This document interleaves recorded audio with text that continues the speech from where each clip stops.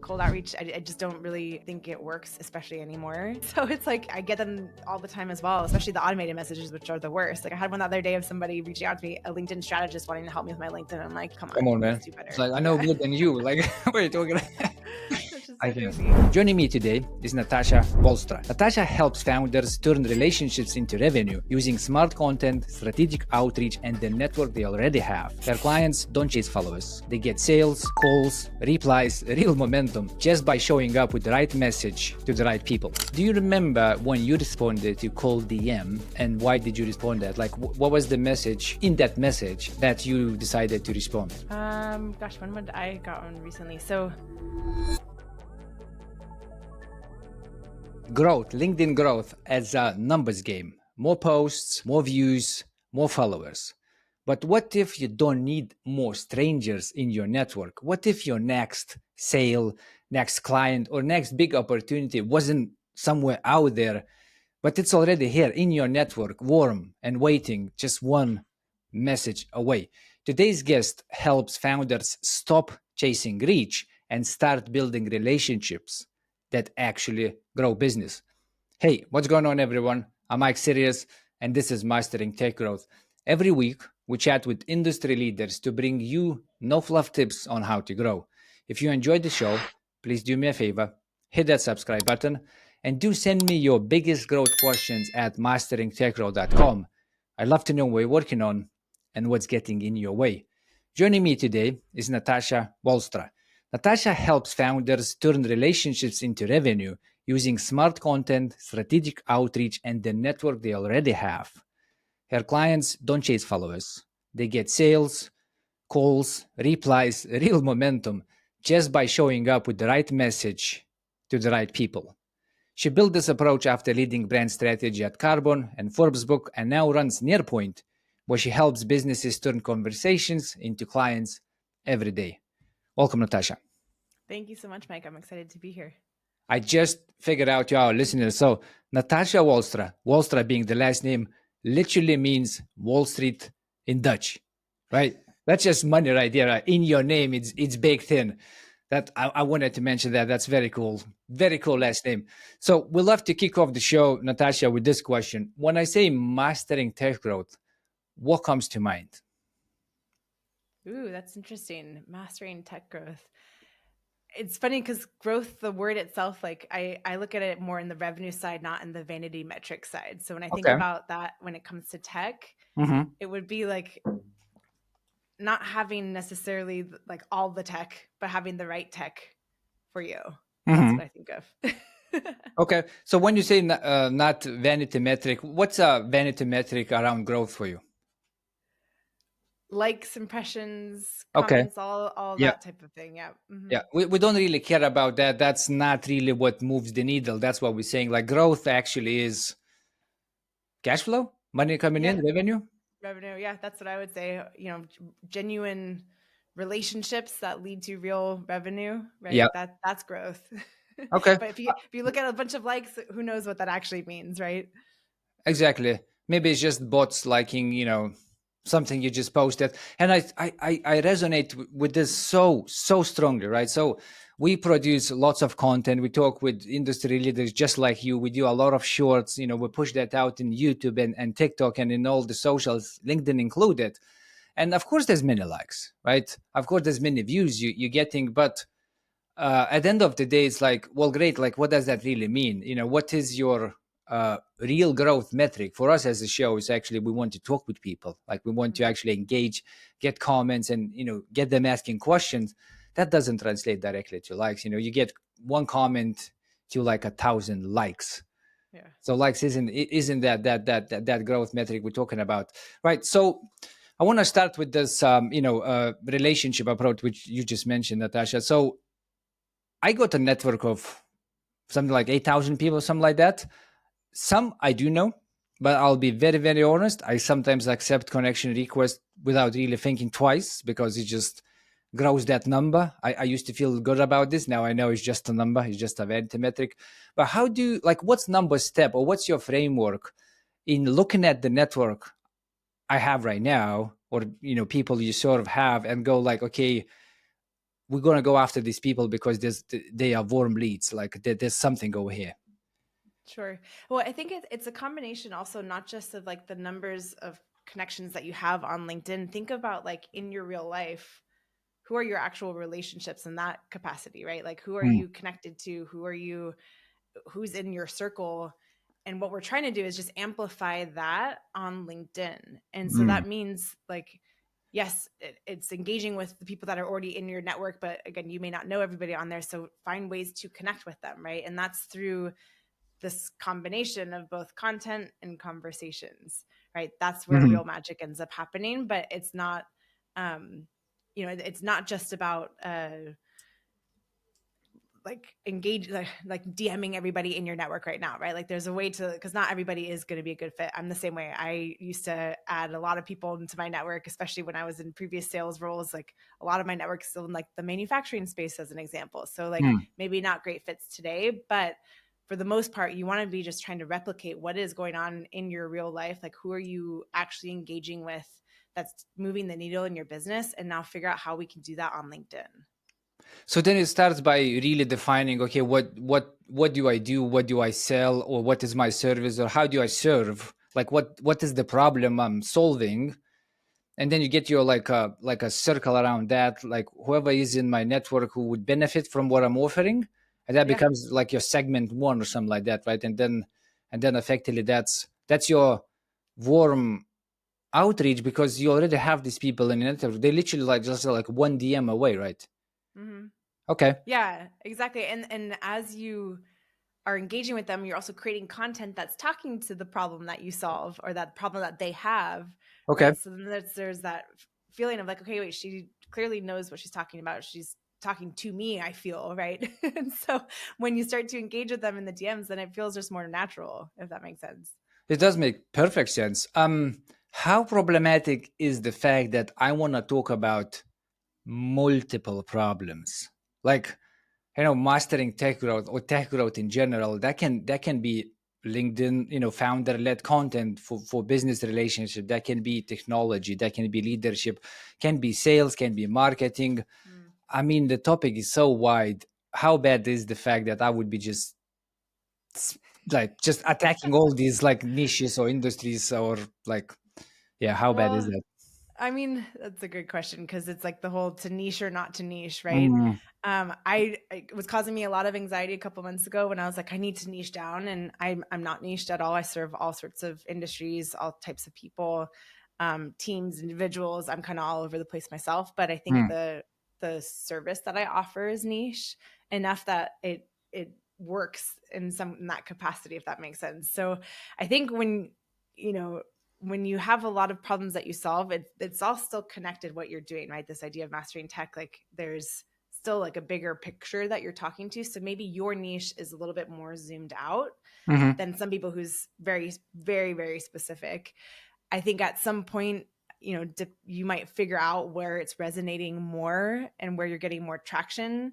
And you might want to be prioritizing that versus trying to speak to everybody, because, if you're speaking to everybody, you're speaking to nobody, as they say. So it's still trying to. It broke my heart. I want to speak with everybody.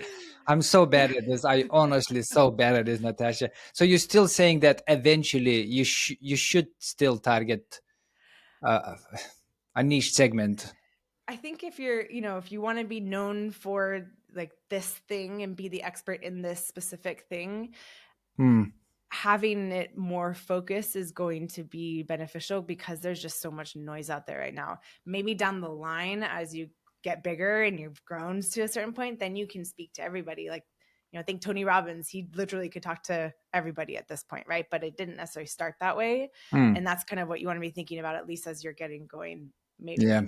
Try it. I mean, there's a reason why people say to niche down. And it does work. It seems counterintuitive. And so even for me, like, I think eventually I'll probably focus more in a certain area, but right now I don't need to, because I'm getting enough clients the way it is. So I have to see.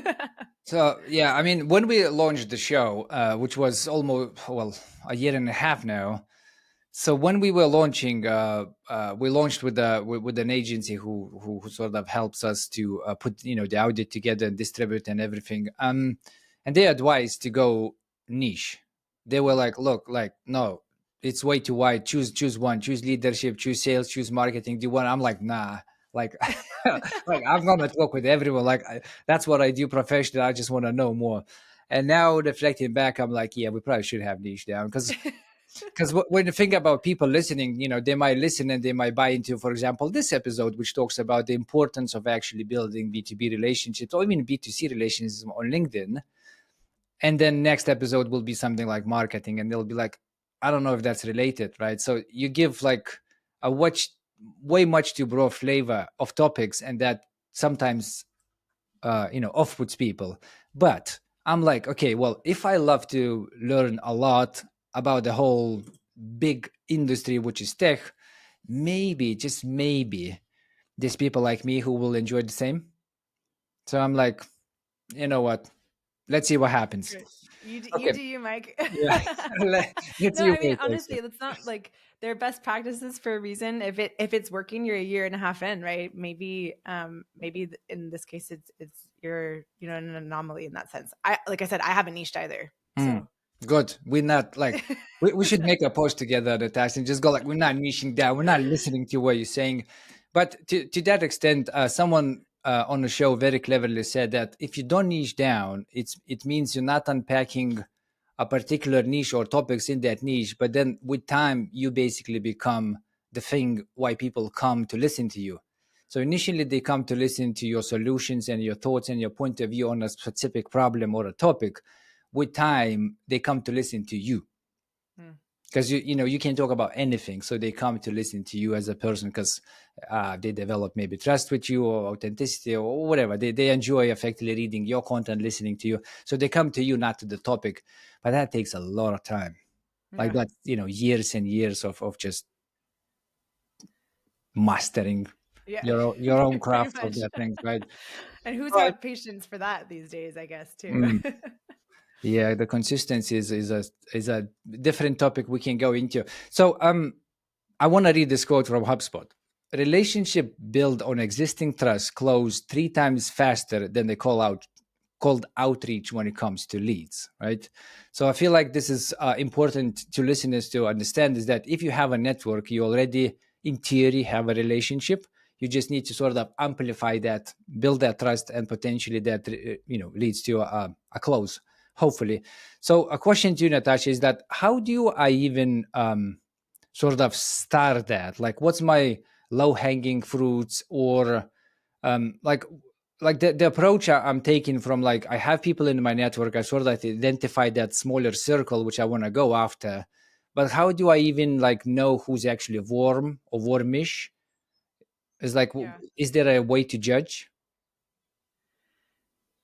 So I'm in this totally for like the long game, and obviously I understand that like in some cases you need to get leads like clients tomorrow, and so there's sort of a different approach to how you would be Hmm. going into the DMs if you're very much like I need something tomorrow. But and let's say like I am trying to close clients tomorrow, and so I do this, but it's been a long time that like I don't necessarily have the same approach. And I'm backtracking a little bit here because the way that I started to look at LinkedIn that I think is really beneficial, just given like everybody is so tired of being pitched to on LinkedIn. Oh my God, yes. It's just left and right. Like you can also like tell when Mhm. someone's like they're clearly going to pitch me, so just get it out of the way at this point. You know what I mean? so, Yep. so like the way that I do this, it's about like the way I think about LinkedIn. Like I was saying, is I look at my network as if they are my colleagues. So I even used to think of Mm. LinkedIn as this never-ending, borderless digital conference where everyone's down to connect and network. But then I realized people aren't very good at networking either, and Hmm. so they still go up and pitch you right away at times, or like talk about themselves all for 5 minutes straight. And so instead, the way I'm looking at this is think of these as your colleagues. So there's not this ulterior motive of me wanting to sell you something. It's like, how can we serve each other? How can we Hmm. support one another? And by doing that, with that, while still hanging out in crowds of people that may need your services or that have a problem that you solve, like there's sometimes and more often than not, like there could be opportunity to collaborate, whether it's referrals, whether it's clients, maybe they actually like are really going to need your support, right? But I don't go in with that intention necessarily now, right? Like I really want to find a way, like how can I better serve my community and my colleagues, right? Hmm. And through doing that genuinely and authentically, I have opportunities happening left and right. They're always thinking about me. Somebody will, every week, hey, my so-and-so needs this, or my wife, someone last week was saying my wife needs somebody that does this, right? Like it's happening all the time now because I'm consistently, genuinely providing value to my network. You know what I mean? Not just like providing value. Well, let's dig into that providing value because I feel there's a devil's in the details.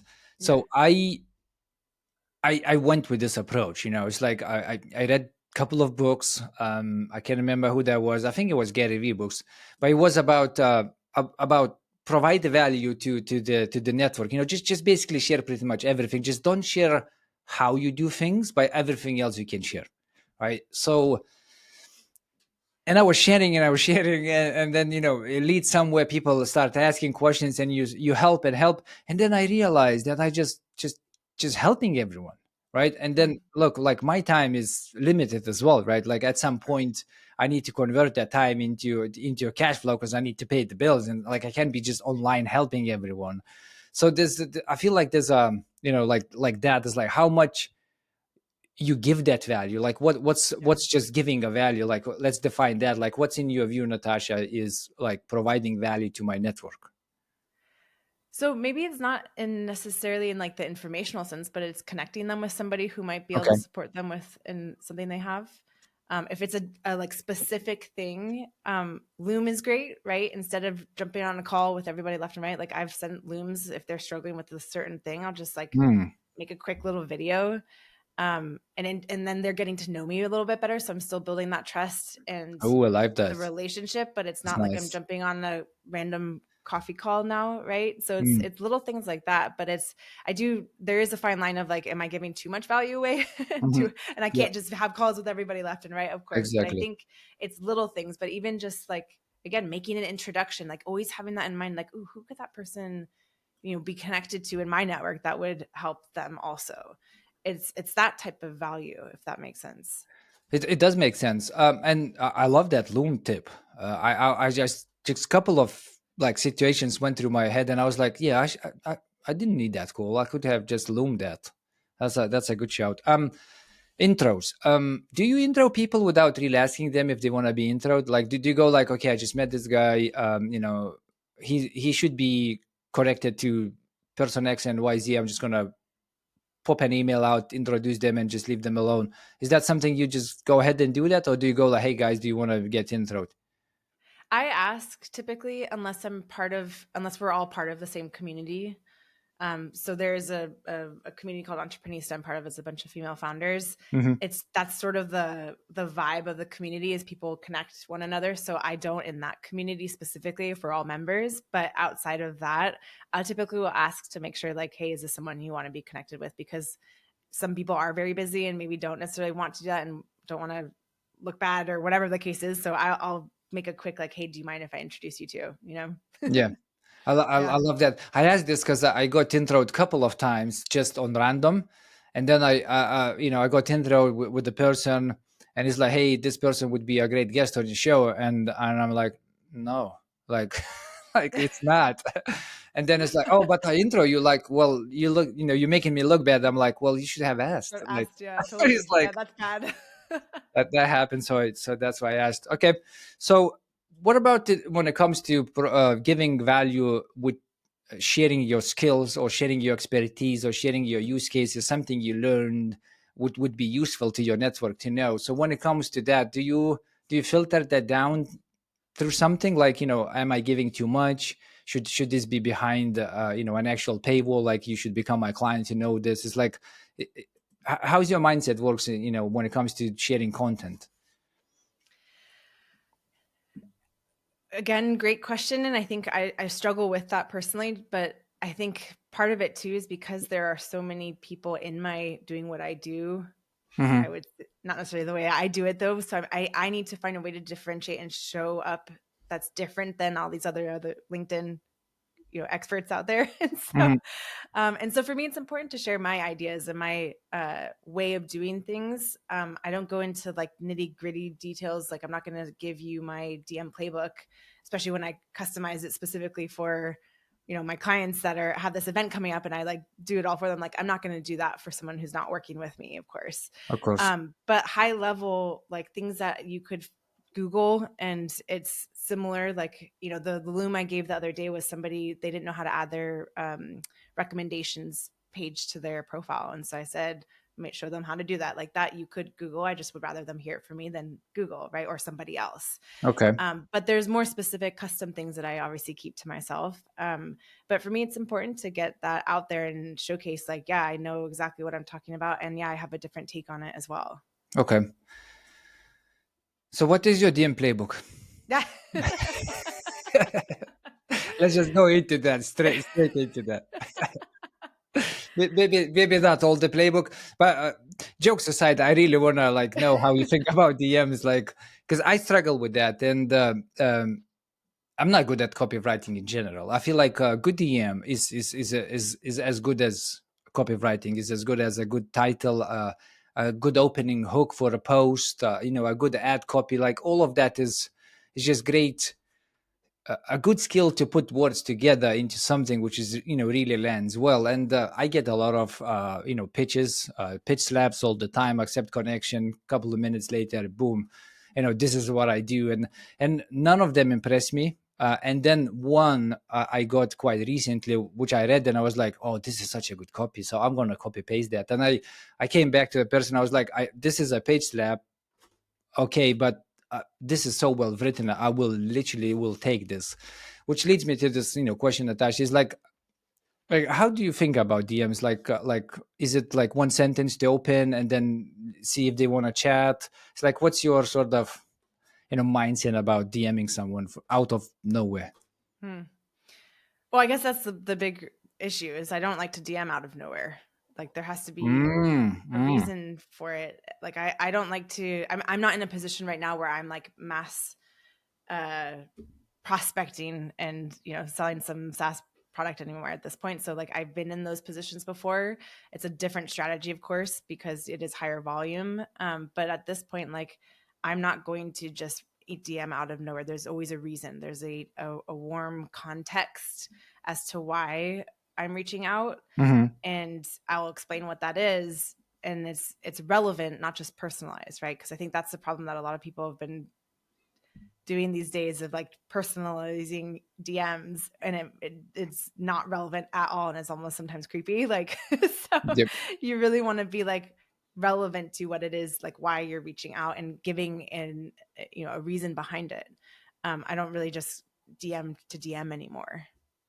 Okay. Although like I mean obviously again I'm trying to like if I've been engaging with somebody in the comments on each other's posts, that sort of thing. And I'm like, if they say something like, yeah, I'm going to take it to the DMs and get to know them. It's not for me to pitch them or anything, but it's like, hey, like, thanks for supporting me. And I do that often. Like if somebody is engaging more with my content, I'll reach out to them that way. You know what I mean? Mhm. But it's always because of like some purpose. Like I don't just do DMs anymore out of nowhere. Okay. So our advice effectively is just don't go cold DMing. Find a reason to actually open conversation with someone. Yeah, and you can find a reason typically pretty easily, right? Like there's things you can find about them or their company that like could lead to some sort of intro connection, right? But yeah, I just cold outreach. I just don't really think it works, especially anymore. Hmm. Um, Especially like the way like people are just getting so we're just so tired of getting pitched to on LinkedIn. You know what I mean? So it's like Yeah. I get them all the time as well, especially the automated messages, which are the worst. Like I had one the other day of somebody reaching out to me, a LinkedIn strategist wanting to help me with my LinkedIn. And I'm like, come Come on, on, let's man. do It's better. like I know Yeah. more than you. Like, what are you talking about? That's just I so can't. crazy. So like it's really the bar is really low to actually like stand out from everybody else. If you genuinely can solve a problem that you think they have, like try and engage with them like genuinely and with curiosity, like figure out things that like might resonate with them, Okay. Well, okay. How much time do you actually spend then on LinkedIn just, talking with people? I go through seasons because Okay. right now I have been super busy because in March I had just come back from my maternity leave and my pipeline had kind of dried out a little bit. And so I was like, okay, I need to get back into doing what I do. And so I went hard into it. And, outside of my usual in the morning, I spend about 45 minutes with content. So like content and engaging, that sort of thing. And then if I'm like in the zone of really wanting to pick up grow my pipeline again, which typically I try and be in that all the time, but that's not the case, of course. I probably spend another, hour a day, just connecting and supporting and finding new people and DMing, that sort of thing.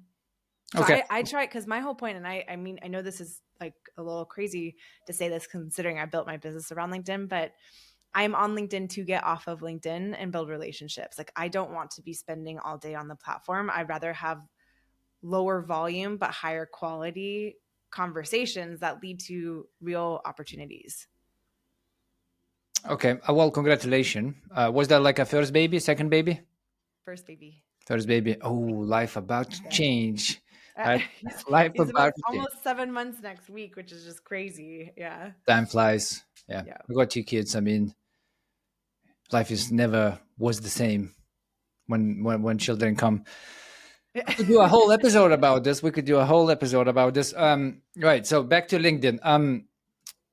So you saying how effectively the time usage becomes very targeted. Like we're coming on LinkedIn not because we just want to scroll and consume information. We're coming with a real purpose to effectively help our network build relationship, and then we're saying that we're concentrating on a smaller amount but stronger relationships because these are most likely will lead to some type of business relationships, and we're just not sort of like spray and pray type of situation. Right. Okay. Yeah, the complete opposite of that. That was the experience when I first got into sales, and they had me spraying and pray, smile and dial, literally 100 dials a day. They had a mirror for me. It was absolutely brutal. It's just not a comfortable way of doing things. And so that's pretty much like the system I've been doing is because of how turned off I was by that type of sales. Yeah. And that's why I think sales has such a bad rap. It doesn't, because like that is what a lot of us were taught and what is what people are doing, but it doesn't need to be that way. Okay. I actually love you calling this out. There's I can't remember a name, but there's another professional when it comes to LinkedIn relationships and selling, and she has a book, and she was a salesperson for LinkedIn who constantly outperform everybody. And she has this thing where she coined it as a trademark, which is called "Show me that Show you me know that you me." know me. Yeah, Sam McKenna. She's amazing. yeah.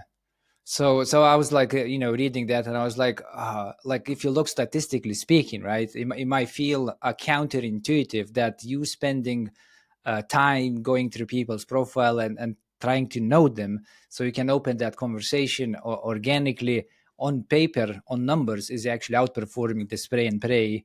That feels counterintuitive because you're thinking like, oh, I'm going to reach out to like thousands of people, like my numbers are bigger. But the end result, whatever is your success metric, that end result, which usually is the revenue, you're getting your ass kicked basically Yeah. by showing me that you know me. Yeah. Okay. So I feel like why people are still using LinkedIn, especially with automation software now and AI, able to bake the messages for you. This is becoming a lot more, but LinkedIn messages are still being read. And I have this quote from Expandy, which is a LinkedIn automation software. So they serve a lot of market, and they share some research numbers. So they basically saying that LinkedIn DMs on average are 10% has a 10% reply rate, which compared to cold emails, which is about 3 to 5%. So effectively speaking, if you want to reach out, do a cold outreach, you have double the amount if you're doing this via LinkedIn. So we all sort of suffering because of that. So people are still gonna use it likely until these numbers will equal out. People still respond on cold DMs, which leads me to this this question. Do you remember when you responded to cold DM, and why did you respond that? Like what was the message in that message that you decided to respond? Gosh, when would I got one recently? So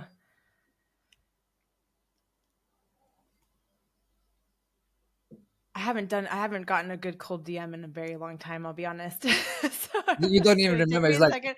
I No, because killed I'm them. trying to think. I have somebody so that was okay. I was looking for branding at the time, Hmm.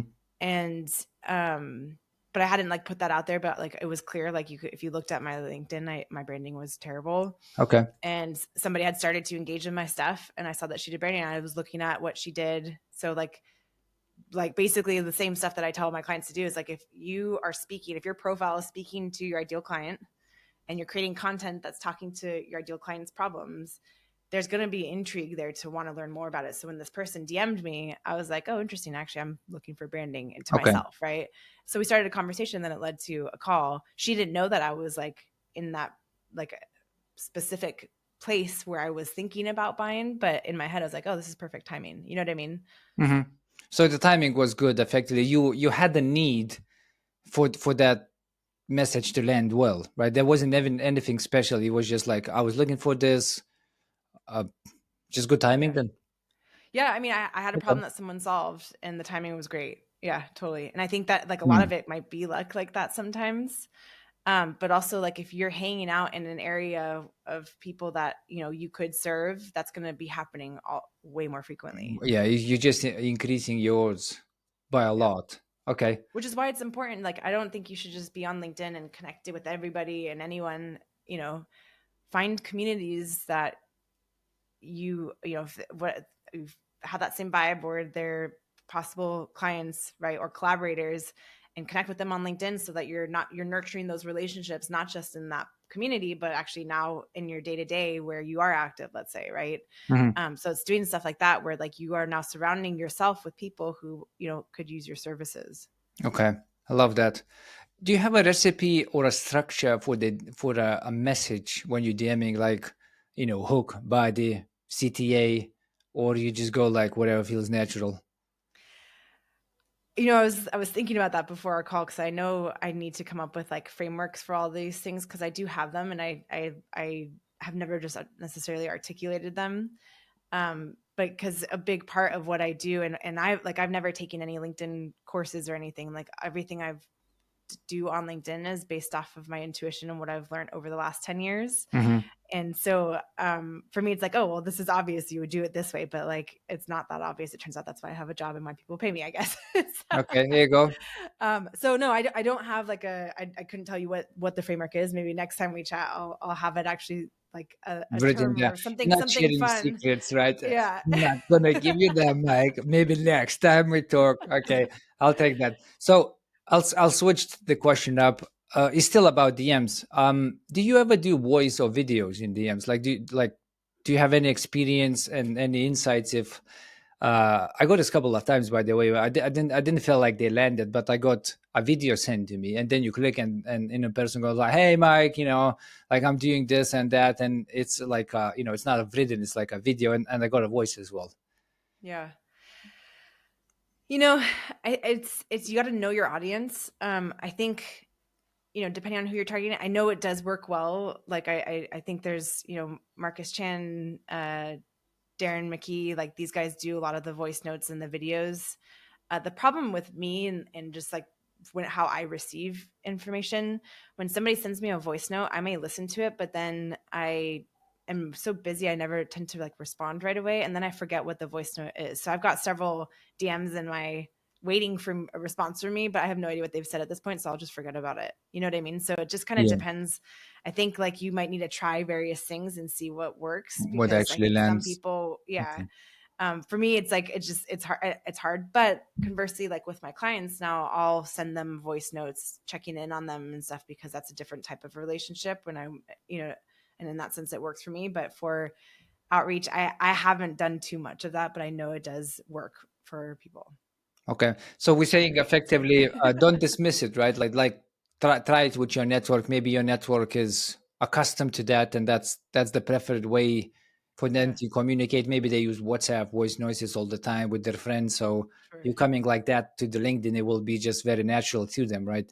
Okay, Yeah. so it's just a trial, A/B testing, effectively. It is, and that's you should be open to trying different things. Like I know there's another top sales creator on LinkedIn, Scott Leese, who like hates voice notes. Like he will just like die by not using them, that kind of Mm. thing. So, um, or at least he used to. So I don't know if that's changed, but it's one of those things. Like I just it's so preferential on like the people, but like trying different stuff and then seeing what lands and then sticking with that. You know. Yeah, double downing on what works. Okay, so let's talk about the content, which effectively, hopefully, helps us to get seen, and then people maybe put comments, and that leads to us having a reason to DM them and going like, "Hey, I just saw you left a comment. Were you working on that? What resonated?" And that drives conversation. So when it comes to sharing a comment. A lot what you hear on the market is like cadence, boom, like do it every day, algorithms need to learn about you, like never miss it, like the most important thing is consistency and things like that. So you have a little bit different approach where you basically say like share with purpose, like like share it when you have something to say, right? So can you just sort of give us your view on the content piece when it comes to LinkedIn? Sure. Well, so I do agree that consistency is important, right? But I don't think that means you need to show up, excuse me, 7 days a week, on all different types of channels. You have to think about your audience and do they need to hear from you 7 days a week? Are you selling a low ticket digital course? Like then yeah, you probably need to be in front of people a lot more frequently, right? Mm. Whereas if you're selling a high ticket service, even if you're showing up, like I think ideally it's still good to show up, 3 4 times a week, but whatever you can do consistently indefinitely is going to be more important than showing up all the time and then burning out and then disappearing for 9 months. You know what I mean? So I think Mm. like that's one area to think about. Like it is important, that consistency piece, but like don't just post for posting's sake, right? Like you want to that ends up hurting your brand more than anything. So like you want to post with purpose and share content that's actually going to resonate with your audience. And if you're not feeling inspired that day, then don't post. It happens. Okay. Or obviously, like if you have backup, keep that handy type of thing. But I think you should, um, I think that posting for posting's sake is going to lead to frustration and burnout versus actually moving the needle within your business. Oh, I love you saying that. I always feel guilty if I don't post. And then at some point, I just gave up. And I was like, whatever. I can't make the quotas. I'm not going to be competing over here. So I stopped posting. And then we had a chat with Ben Schaff, and he's a founder and CEO of a e-commerce business, and they got all the clients. They basically are a million annual revenue type of business, and everything they got was from content led, from founder led content on LinkedIn, right? And I asked the same question. I was like, well, I can't make the quotas. And basically, his answer was exactly what you said, Natasha, is that choose a cadence which you can stick for years Mm. with. Like the cadence is still a cadence. It doesn't mean a daily, it doesn't mean every hour or 3 times a day. It doesn't need to be so tight. Like just choose whatever you can stick with for years to come. It could be like once a month, whatever. That's your thing. Maybe it's a long post. Maybe it's a newsletter or many slides or whatever.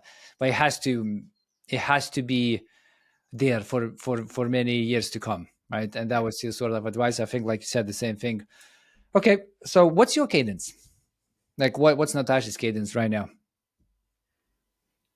In a ideal world, it's 5 days a week. What I'm doing currently is around 3 to 4 days a week.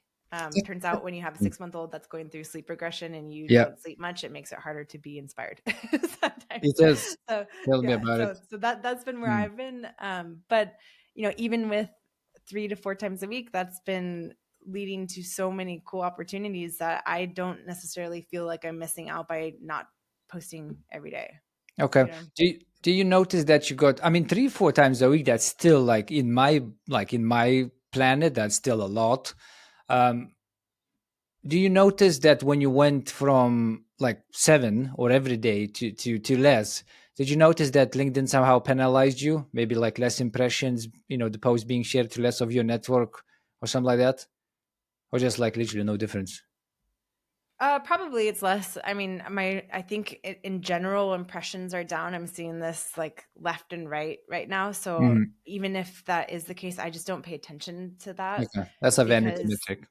it is. And Yeah. I don't get me wrong, like I don't want my post dying in the algorithm and not getting any engagement. So like that's not the goal here either. Like I do Mhm. want the best opportunity of life for my post, but I also want to make sure that I'm serving my clients, that I'm having sales calls, that I'm doing podcasts, getting, my brand out there. And so that's moving the needle more versus trying to get more likes and impressions, which would mean then I'm spending more time on the platform, right? I've got 45 minutes in the morning that I do this, if that, sometimes 30 minutes, Mhm. where I've got my, level of people that I'm sort of practicing reciprocity with.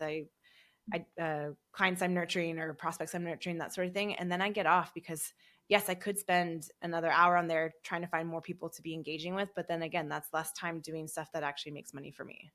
So I love if you it if saying it that. if it Mhm. is docking me for not doing every single day, I don't even notice it, and I don't let it drive me crazy. Like I saw someone the other day posting like a top creator saying, I've been shadow banned, and it's like, no, the platform's changing. Like it Yeah. is very much changing, especially in the last 6 months. Like everyone's impressions are down, and that's why I don't even like notice or let it get to me because it doesn't affect my business. Mhm. So we had a how to put it, a businessy, a higher level LinkedIn person who works like with Sales Navigator, and they oversee a lot of enterprise accounts at like Sales Navigator level, like a professional sort of sales teams at scale. So he gave an explanation of why the impressions are down, and again, I don't know if that's true or not, but effectively, because LinkedIn is a Microsoft product, right? And Microsoft Yeah. is a public traded company; they need to account for financials. So of course, LinkedIn as a company cares about making more money, and to make more money, effectively, they need to have more ad space. And if you think about the feed or how much space you have in a person's feed, if you can fill more of this with ads, you're making more money. If you can fill this more with people content, you're really not making money. For the person, maybe it's better to get creators content than ads or ad driven content. But for LinkedIn as a business, Yeah. you're gonna make more revenue if they're gonna show you more ads. So the hypothesis they have is that that is the reason of why impressions are down. So effectively, they're gonna be showing less More ads. content and only the best content in your feed, and then everything else will be ads, or already is. That's a shame if that's like the what ends up it being Yeah. like the platform like that. Like that would be a shame. Yeah, that's exactly what I said. I was like, I don't want to see ads. Come on, man. Yeah. Like, just take like £6 from me, like what YouTube Premium does. Just show me no ads. Like, I, Yeah. I want to see people, content. Like, I don't want to see ads. So, yeah, it would be a shame. I do agree. Right. So, your posts are very nice posts. I would um, put them at the level of what you could call a professional content creator, with no surprise, of course. Do you have your frameworks around the content, like because they have very nice structure, you can clearly see some storytelling and some things going on, like, do you have uh, your way, or is it just like you write that, like that's just natural to you? Hmm. I appreciate you saying that because I think imposter syndrome kicks in hard when it comes to the fact that I'm a content creator, and I use that in quotations because my background is sales, right? Yeah. I am not a writer, and actually, when you said something about the DMs being like, that's level of like copywriting stuff, I'm like, that's not actually my area of expertise. Hmm. I've just learned how to tell stories in a way that's engaging, and I learned by doing, right? Like if you look at my posts from years ago, I mean, they're pretty terrible, I'll be honest. Like, and obviously AI has helped me a little bit. Like I Yeah. don't, the way that I leverage AI, it's always my original thought. And like that was what was so frustrating for me. It's like I've got these great ideas, but how do I say it in a way that's actually Yeah. going to hit home? And so that's why, like, for me, it's been so great using AI because I can take my thoughts and turn it into something that works well. But it's taken me years to like understand, like, yes, the hook's important, and then you kind of tease things out, give some parts to it, but like actual structure frameworks, I don't follow that. And I probably should, again, given the fact that like this is stuff that I help my clients with. But for me, my area that I love so much, and actually I joke about this too, but I probably shouldn't even say this, but like for me, content is a necessary evil to have conversations. And not that I think content's evil at all. I Mhm. know that it is what leads to really great conversations. But again, writing is not my natural, like it's not something I was naturally good at. My 12th grade English teacher, Mr. Hernandez, he told me I was a terrible writer too. So that probably just stuck with me since then. So Yeah, that's not good, isn't I it? know, It's like, right? yeah. Like teachers should not say that to kids because now look, like so many years later, Years later, I know it's Natasha's still like, there. I can write. Which You is so clearly silly. can. Yeah, you Yeah. clearly can. I mean, your posts are great. So you mentioned that your beginning posts, weren't that great, right? So I call that people stuck in draft mode, and I Mm. see that myself where I don't know even what is the reason, but I felt the same thing when I entered and started sharing content. Is like you sort of write a post and they're like, I don't know if that's let me rewrite this. I don't know, maybe okay. What if I put this over there? I'm still not sure. Okay, I'll come back to this later, and it just goes into some type of Second like draft. draft mode, and you just dwell on it, dwell it, and it's whatever. I'm not gonna post it. It's already too late. The news has passed. It's been 3 days or whatever, Yeah. and then you never post it, right? And I had that. I needed to overcome that, right?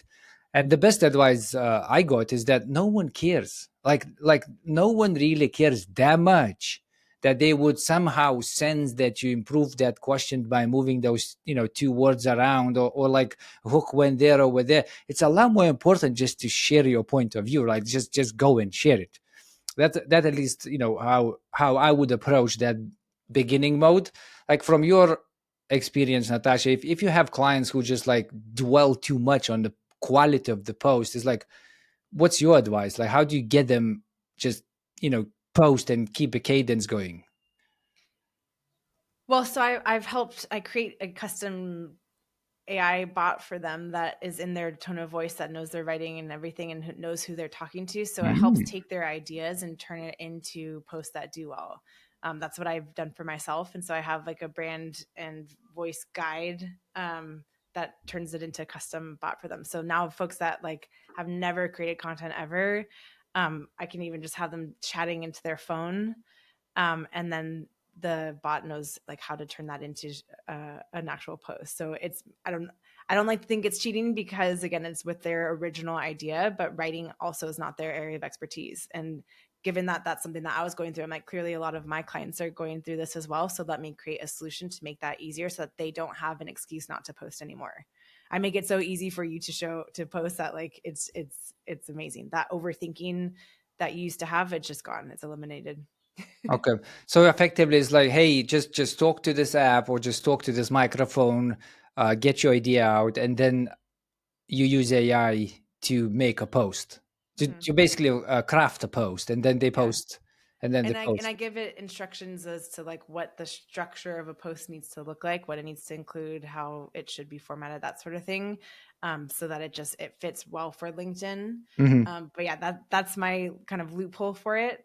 And again, it's always with that, and I want to clarify, because I know like a lot of people are worried about AI, AI writing, and it's not legit kind of thing. And I actually listened to a podcast the other day where I forgot who it was now, was saying like, the AI spits out the average of what's on the internet, right? Like that's genuinely what you're getting. So do you want to be average? Probably not, right? Like that's the whole point, is like, it's your expertise, it's your thought leadership. So let's take that idea and then just use AI to assist us to get it out in a better way that people will read.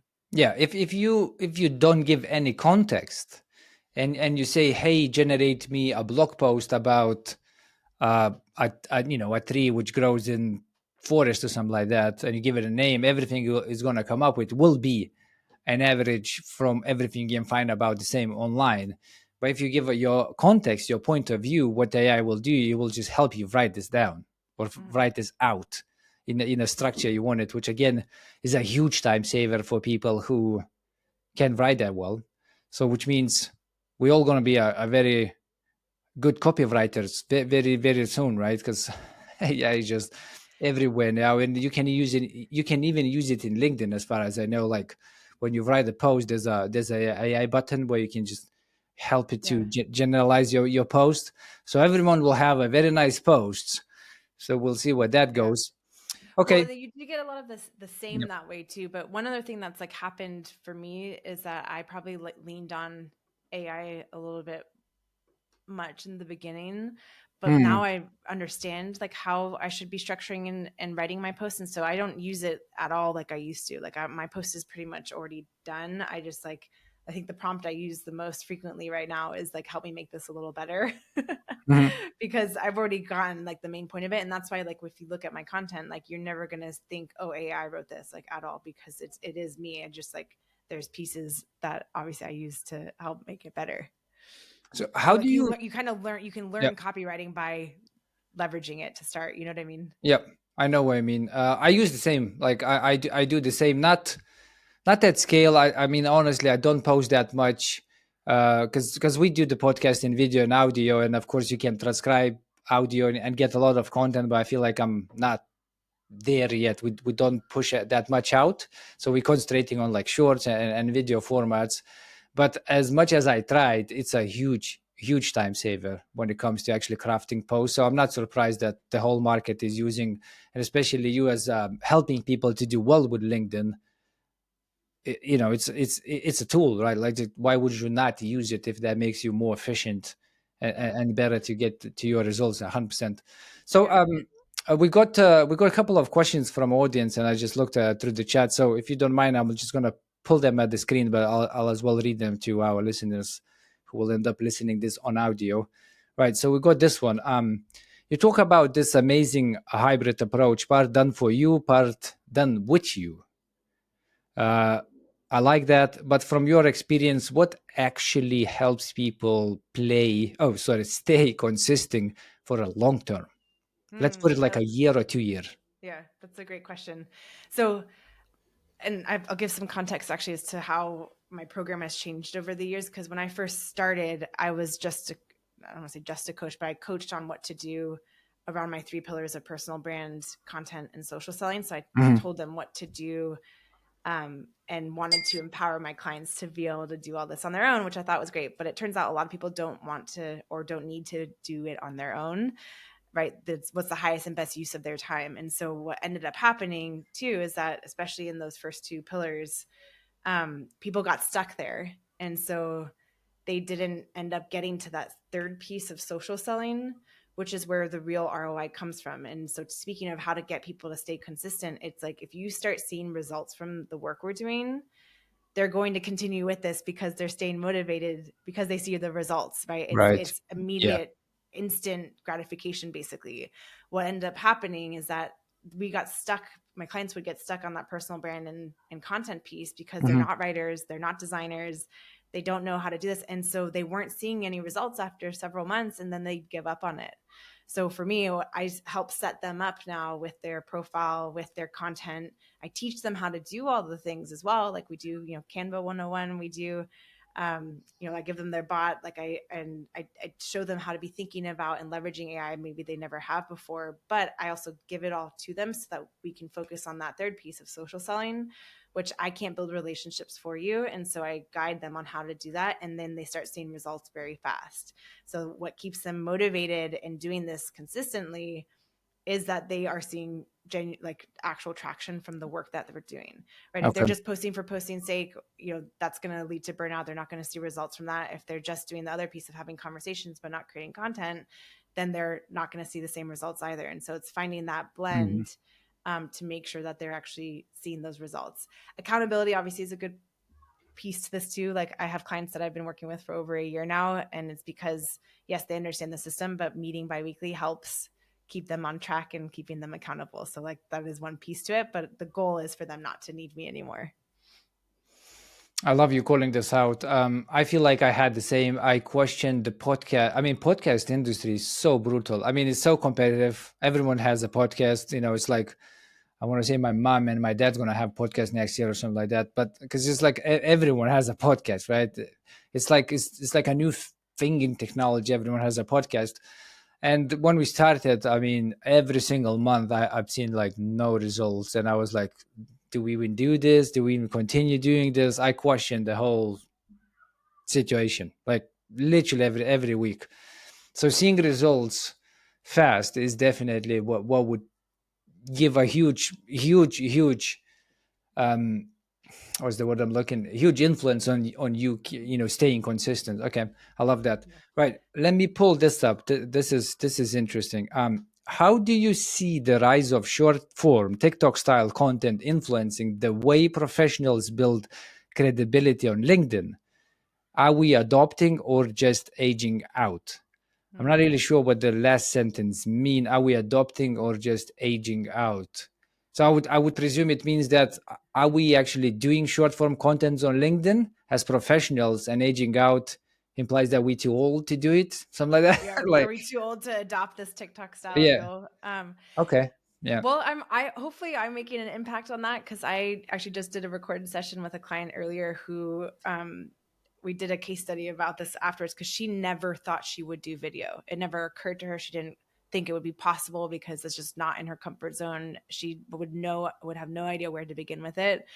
But after being on lots of podcasts, and this was my own experience as well. I'm not good at video. I've just recently started to do, like, selfie style video, which, like, it's horrible. It's so hard for me. I don't know Mhm. how people do that all the time, but Yeah, I had no problem being on a podcast, right? And then I would take yeah. the podcast and I take the clips and turn that into content that did well on LinkedIn. And so I'm like, well, if I'm obviously having a hard time with this, I'm guessing clients are too. And so there's got, like, why not recreate a podcast style recorded session so I can get my clients talking to me, just having a conversation, but then I turn those into clips for them.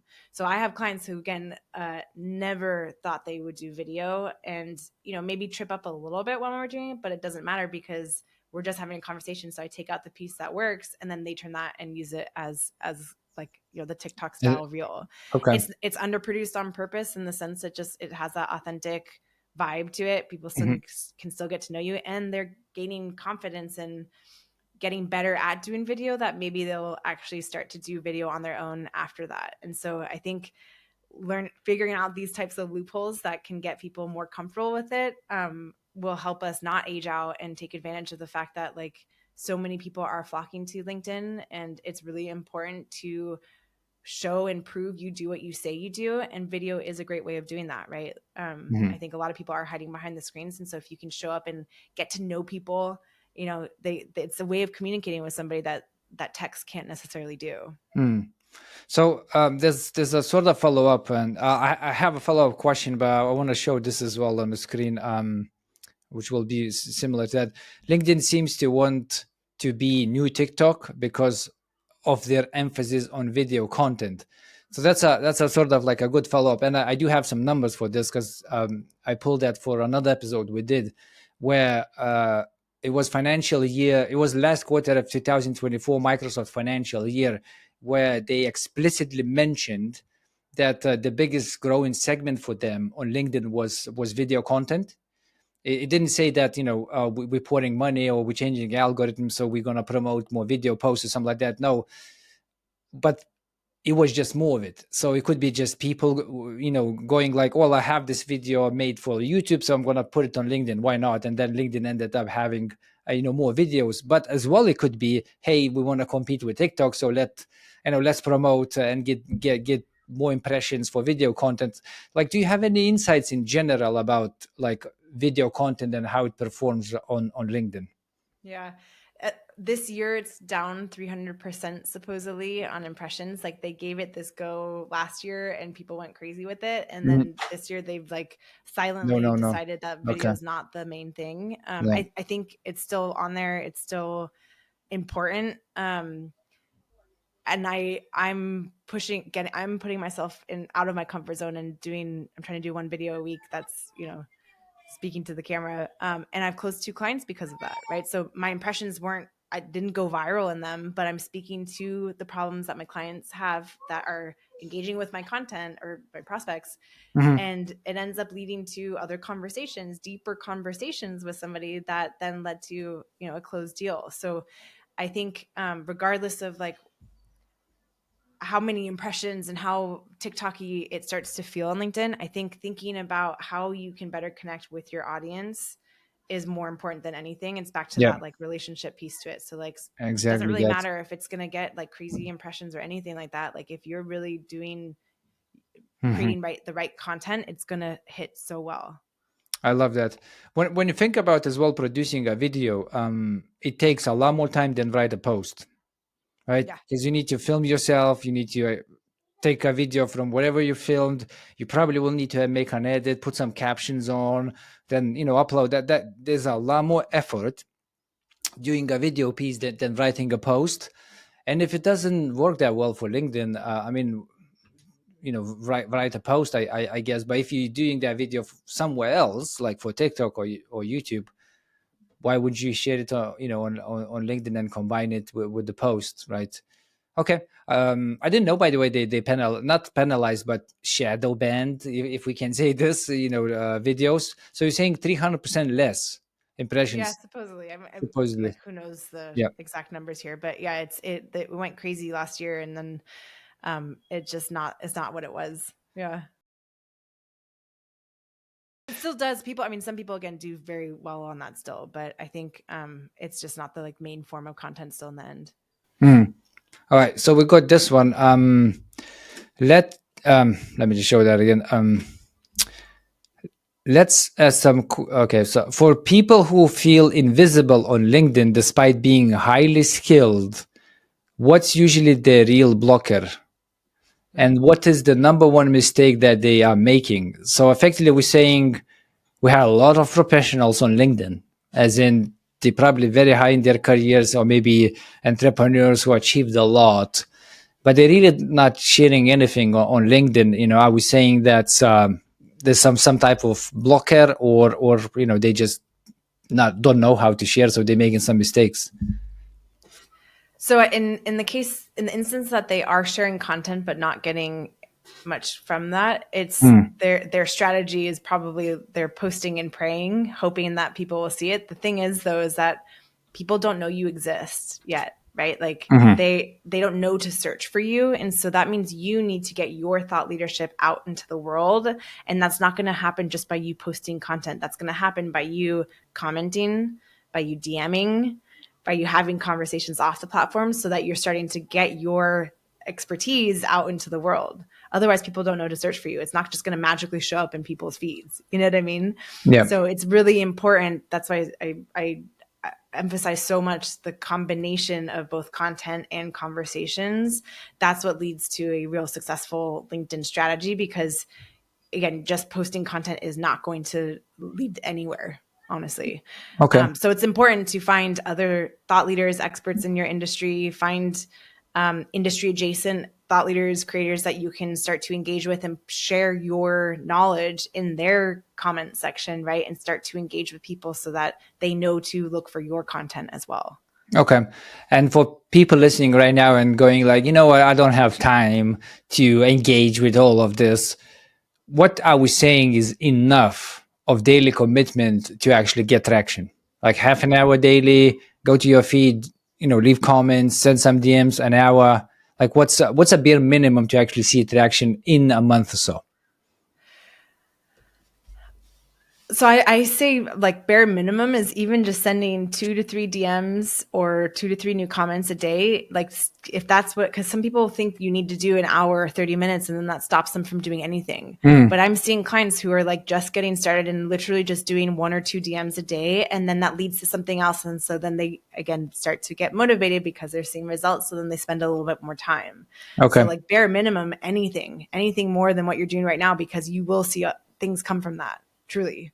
And that doesn't mean posting either. That means like just trying to find, comment a couple of times, or reach out to, it's silly, like, especially with so many of us that are working from home now too, especially, or like just don't have the same office work culture that we used to, like reach out to former past colleagues, see what they're up to, see if there's any not even see if there's opportunity. You never know what opportunity could be there just by re-engaging and nurturing that relationship if you haven't seen them in 5 years. You know what I mean? Yeah. I think a lot of people forget, like, it's about building relationships. Like little things like that will open so many doors.